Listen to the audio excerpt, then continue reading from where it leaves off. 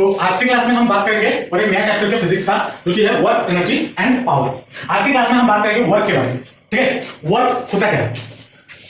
हाँ, वर्क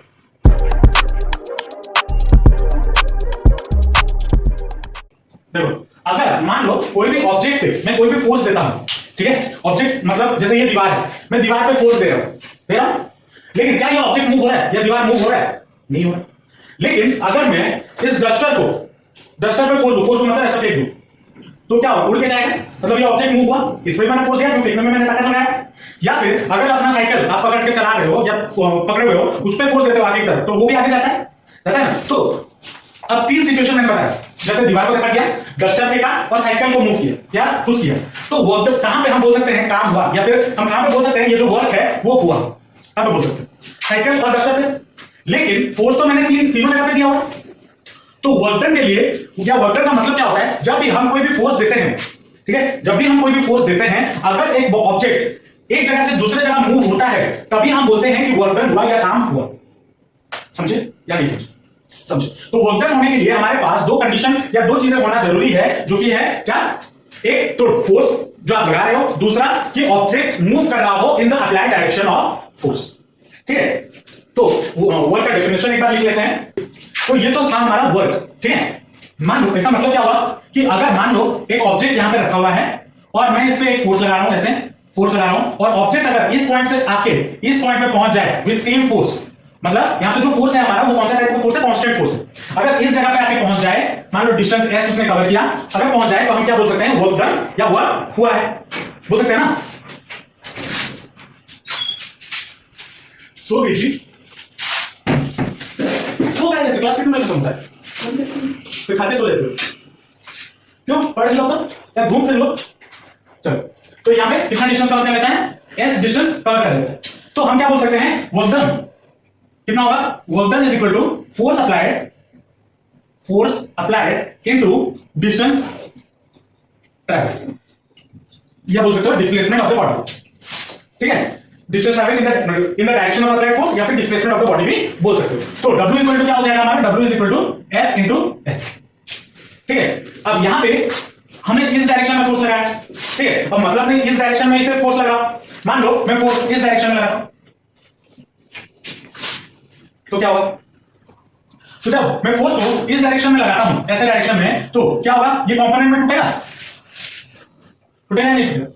ये हो जाएगा, ये मान लो थीटा एंगल हो गया, तो ये क्या हो जाएगा? F cos थीटा, और ये क्या हो जाएगा? F sin theta. F sin theta हमारा इसके वेट को बैलेंस करेगा mg, और मूवमेंट को कौन बैलेंस करेगा? F cos theta. तो तब अगर ये तो हो गया अगर स्ट्रेट कंडीशन में, अगर if there is some angle, तो W इज इक्वल टू क्या हो जाएगा? F cos theta into S, या फिर W इक्वल टू क्या लिख सकता हूं? Fs cos theta. लिख सकता हूं या नहीं लिख सकता हूं? लिख सकता हूं। अब तो मुझे ये बताओ, वर्क डन हमारा स्केलर क्वांटिटी होगा या वेक्टर क्वांटिटी होगा? स्केलर क्वांटिटी, क्योंकि जो फोर्स है वो वेक्टर क्वांटिटी है, और जो s है या डिस्टेंस है वो क्या है? एक स्केलर क्वांटिटी है। तो W इज इक्वल टू, अगर मैं इसको वेक्टर फॉर्म में लिखूं, W will be equal to F dot S, ये होगा।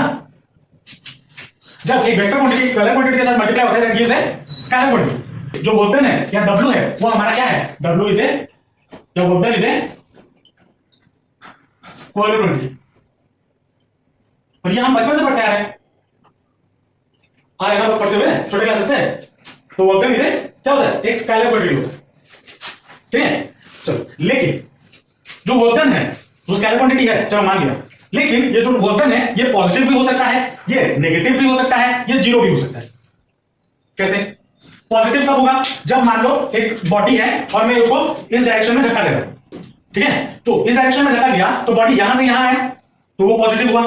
लेकिन जब मैं इस डायरेक्शन में धक्का दे रहा हूं, एक फोर्स पीछे की तरफ भी लग रहा है जो कि फ्रिक्शन फोर्स, तो work done by this frictional force क्या होगा? नेगेटिव होगा। मेरे फोर्स की वजह से जो वर्क डन हुआ वो क्या हुआ? पॉजिटिव हुआ। लेकिन इस फ्रिक्शन की वजह से जो वर्क डन हुआ वो क्या हुआ? नेगेटिव हुआ। अब अगर मैं कोई चीज को सर्कुलर पाथ में, मतलब अगर मैं एक पत्थर के साथ एक रस्सी को बांध दूं और उसे घुमाऊं, तो वो एक सर्कुलर पाथ में घूमेगा, और सर्कुलर पाथ में घूमेगा मतलब डिस्प्लेसमेंट कितना हो गया? जीरो। तो वर्क डन क्या हो जाएगा? जीरो। तो work done can be positive, negative और जीरो। समझ रहे हो? वर्क डन हम नेगेटिव, देखो मान लो कुली, आप कुली देखो जो ट्रेन स्टेशन में दिखते हैं, वो सारा जो सामान है वो अपने मुंडी के ऊपर रख देते हैं, ठीक है। मुंडी, जब मान लो ये हो गया आपका कुली भाई साहब, और यहां पे उन्होंने सामान रख दिया, ठीक है। तो मुंडी के ऊपर जब सामान रखा, जब ये कुली साहब मूव कर रहे हैं, है ना, उसके साथ साथ ये भी मूव कर रहा है, लेकिन जो ये तो कुली साहब मूव किए, लेकिन वर्कन बाय दिस ऑब्जेक्ट या दिस अटैची क्या होगा, कुछ नहीं, क्योंकि वो अपने जगह पे ही है ना। तो वर्कन बाय द कुली क्या हो जाएगा, जीरो होगा। To move this object zero होगा, तो पैसा किस बात का है, काम तो कर नहीं रहा, फ्री का पैसा ले रहा है। फिजिक्स बोलता है काम नहीं कर रहा, काम नहीं कर रहा, वर्कन जीरो है।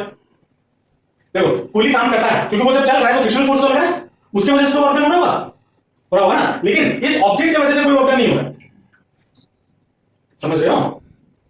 नेक्स्ट टाइम देखिए कुली को मत ये बोल देना सर आप कुछ काम नहीं करते हो, आप फिजिक्स में समझाने लग जाना, थप्पड़ लगाएगा वो। लेकिन फिजिक्स के हिसाब से क्या होता है, कुली से कुली कोई वर्कन नहीं, कोई काम नहीं कर रहा, तो इस लॉजिक से जाके बोलना मैं पैसा नहीं दूंगा, काम नहीं कर, दो थप्पड़ लगाएगा वहां पे, ठीक है। चलो, तो हमने क्या सीखा कि वर्कन जो है वो पॉजिटिव भी हो सकता है, work done can be positive, negative and zero हो सकता है या नहीं। और भी एग्जांपल्स हैं, जैसे पेंडुलम पता है ना, ये हो गया, ये यहां से गया, फिर यहां तक आया, फिर यहां से जाता है, फिर यहां तक आता है, डिस्प्लेसमेंट कितना हो गया, वर्कन कितना होगा। तो वर्कन अगर जीरो हुआ तो जल्दी खत्म, बैटरी कैसे खत्म हो जाता है, ये तो जिंदगी भर चलना चाहिए, बैटरी खत्म हो जाता है। पेंडुलम को आप देखो जिसमें बैटरी रहता है, मेरे घर पे यहां पे कट बैटरी खत्म हो जाता है, तो ये स्विंग नहीं होता। लेकिन अगर कोई काम नहीं हो रहा है तो स्विंग तो होना चाहिए, रेगुलर होना चाहिए। मैं जो बोल रहा हूं मैं कुछ गलत बोल रहा हूं नहीं, लेकिन बैटरी कैसे खत्म हो जाए, बैटरी तो खत्म होना नहीं चाहिए क्योंकि वर्क नहीं हो रहा है। अरे work done by this string is zero, क्योंकि टेंशन इसके वजह से मतलब वर्कन बाय दिस स्टोन, और इसके वजह से ये स्ट्रिंग में टेंशन गिरेगा, डंडे पे गिरेगा नहीं गिरेगा, इसके वजह से वर्कन जीरो हो रहा है। लेकिन ये तो काम कर रहा है, उसके अंदर जो मैकेनिकल पार्ट्स होंगे वो तो काम कर रहे हैं, कर रहा है ना, इसके वजह से जीरो होगा। बातों को समझो, बहुत छोटी छोटी बातें हैं, समझ में आया या नहीं। अब तो फिर इसका डायमेंशनल फॉर्मूला क्या होगा,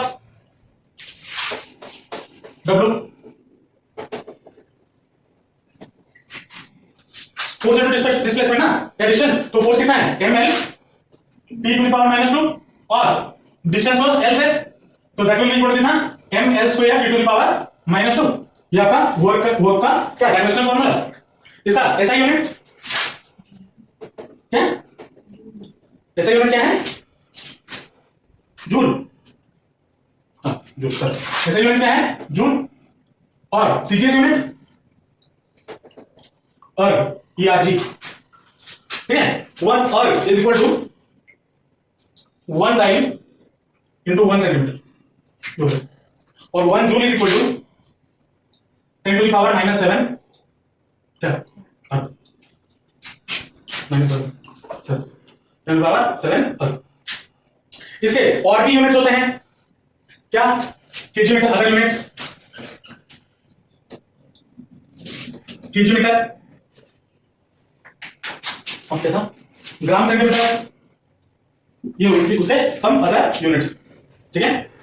चलो अगर देखो फोर्स एक वेक्टर क्वांटिटी है ना, तो इसको मैं कंपोनेंट के फॉर्म में लिख सकता हूं, जैसे Fxi cap plus Fyj cap plus Fz के कैप, लिख सकता हूं या नहीं लिख सकता हूं। वैसे ही डिस्प्लेसमेंट को भी मैं लिख सकता हूं Fx Sxi cap plus Syj cap plus Sz के कैप, लिख सकता हूं या नहीं लिख सकता हूं, लिख सकता हूं। तो W इक्वल टू हमारा क्या होता है, W equal to F dot S, ये होता है ना, तो F हमारा कितना होगा, Fxi cap plus Fyj cap plus Fz के cap dot Sxi cap plus Syj cap plus Sz की कैप, ये होगा। अब इसको अगर हम कंपेयर करके लिखें तो क्या हो जाएगा, Fx Sxi cap plus Fx Fy Syj cap plus Fz Sz के कैप, लिख सकता हूं या नहीं लिख सकता हूं, या फिर W इक्वल टू क्या लिख सकता हूं, Fx Sx plus Fy Sy plus Fz Sz, लिख सकता हूं या नहीं लिख सकता हूं। ये आपका वर्क डन का कंपोनेंट फॉर्म है, कौन सा फॉर्म है, कंपोनेंट या रेक्टेंगुलर कंपोनेंट के फॉर्म में, ठीक है। चलो अभी तक हमने जो फोर्स के बारे में बात किया या जो फोर्स हमारा अप्लाई हो रहा था वो कौन सा फोर्स हो रहा था? कांस्टेंट फोर्स, मतलब हर टाइम पे फोर्स कांस्टेंट लग रहा है। लेकिन क्या वो प्रैक्टिकली पॉसिबल है? नहीं। हर समय आप एक पर्टिकुलर इंटरवल में आप सेम अमाउंट ऑफ फोर्स को नहीं अप्लाई कर पाओगे अंटिल आप एक रोबोट हो। तो अगर एक वेरिएबल फोर्स लगे तब हम वर्क डन कैसे निकालेंगे? अगर एक वेरिएबल फोर्स होगा तब हम वर्क डन कैसे निकालेंगे? क्लियर? चलो, अगर मैं क्या बोल रहा था, अगर फोर्स हमारा वेरिएबल हो तो कैसा होगा? मान लो ये हो गया आपका एक्स एक्सिस, ये वाई एक्सिस। मान लो इस डायरेक्शन में आपको डिस्टेंस मेजर किया जा रहा है और इस डायरेक्शन में आपका फोर्स मेजर किया जा रहा है। ठीक है, पहले हमने क्या किया, धीरे धीरे मान लो फोर्स बढ़ाया, तो धीरे धीरे जैसे जैसे फोर्स बढ़ा तो डिस्टेंस भी बढ़ा। ठीक है, डिस्टेंस बढ़ा और जैसे जैसे मैंने फोर्स और बढ़ाया लेकिन डिस्टेंस नहीं घटा। मान लो ऐसा कुछ ग्राफ है। ठीक है, मतलब जैसे जैसे मैं फोर्स बढ़ाते गया डिस्टेंस एक टाइम पे बढ़ा फिर एक टाइम पे और ज्यादा नहीं बढ़ा। तो ये आपको ग्राफ मिलेगा, ऐसा कुछ ग्राफ मिलेगा? मिलेगा नहीं मिलेगा? मिलेगा। अब अगर मैं पूछूं इस कंडीशन में वर्क डन कितना होगा तो क्या करेंगे? यहां से ड्रॉप ले लो एक परपेंडिकुलर, यहां से एक परपेंडिकुलर ड्रॉप ले लो, ले लिए। तो अगर मैं इसको एक छोटे छोटे टुकड़ों में तोड़ देता हूं, छोटे छोटे टुकड़ों में तोड़ देता हूं और अगर मैं इसका एरिया निकाल दूं या कोई भी चीज का कोई भी रेक्टेंगल का एरिया निकाल दूं, मान लो ये जो पॉइंट है वो है S1 और ये जो पॉइंट है वो है S2। एक छोटे रेक्टेंगल का एरिया निकाल के अगर मैं इसको क्या करूं, इंटीग्रेट कर दूं। अगर इंटीग्रेशन क्या होगा? छोटे छोटे पार्ट्स को ऐड करना। तो मैं अगर हर छोटे छोटे रेक्टेंगल का एरिया निकाल के ऐड कर दूं या फिर S1 से लेके S2 तक अगर मैं इंटीग्रेट कर दूं तो मुझे वर्क डन मिल जाएगा? नहीं मिलेगा? नहीं। तो W इक्वल टू क्या हो जाएगा? इंटीग्रेशन ऑफ, और अगर मैं छोटे से रेक्टेंगल का एरिया निकाल दूं, रेक्टेंगल का एरिया क्या होता है? Length into breadth. तो लेंथ क्या है? यहां से यहां तक F और यहां से यहां तक डेल्टा S या FS dt या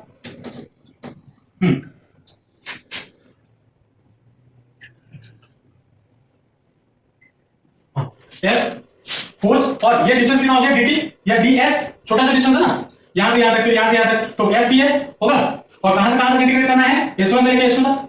तो अगर मैं ये चीज निकाल दूं तो मुझे वर्क डन मिल जाएगा। और मान लो ऐसा ग्राफ अगर ना हो, मान लो कुछ स्ट्रेट लाइन ऐसा ग्राफ, तब क्या करें? फिर इसको थोड़ा लंबा करते हैं। तब यहां से यहां तक डाल दो, ये एक ट्रेपेजियम आपको मिलता है। अगर मैं इस चीज का एरिया निकाल दूं, टोटल एरिया अगर निकाल दूं तो मुझे वर्क डन मिल जाएगा। तो वर्क डन हम क्या बोल सकते हैं? W equal to area under the curve. समझे या नहीं? अगर आपको वेरिएबल फोर्स मिल रहा है तो कैसे कैलकुलेट करना है, और अगर आपको क्या बोल रहे हैं और कांस्टेंट या फिक्स्ड फोर्स मिलता है तो कैसे कैलकुलेट करना है? समझ में आया? पक्का? उसके बाद एनर्जी शुरू होगा, उसके बाद चलो इतना ही रखते हैं, एक क्लास में सारा नहीं पढ़ेंगे, वर्क के बारे में इतना जान लो। नेक्स्ट क्लास हम जब एनर्जी पे जाएंगे तब एक लंबा लंबा स्ट्रेच क्लास होगा, लगभग 1.5 घंटे या उससे ज्यादा बढ़ जाएगा। ठीक है, क्योंकि एनर्जी जो चीज है वो वर्क के साथ ही एसोसिएटेड है। जब वर्क होगा तभी आपका एनर्जी कंजप्शन होगा या फिर खर्चा होगा। तो एनर्जी के साथ हम बात करेंगे नेक्स्ट क्लास। ठीक है, चलो लिख लो, मिलते हैं नेक्स्ट क्लास। बाय।